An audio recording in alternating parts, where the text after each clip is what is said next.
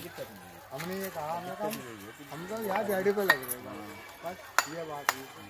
आई ना अभी इनके सामने क्या थी यहाँ पे क्योंकि तो हमें क्या करना है गाड़ी पे लग रहे हैं इतना ये तो जब लगी रही है तो वो तो कोई दिक्कत नहीं, टिकट भी तो है वो तो बोल सकते हैं। ज़रा काम के लिए, काम के लिए वो और लोग भी ऐतराज़ करें ना, कई सारे लोग जरूरत क्या है मेरी क्या मतलब कॉम्पिटिशन दुनिया भर का लोग।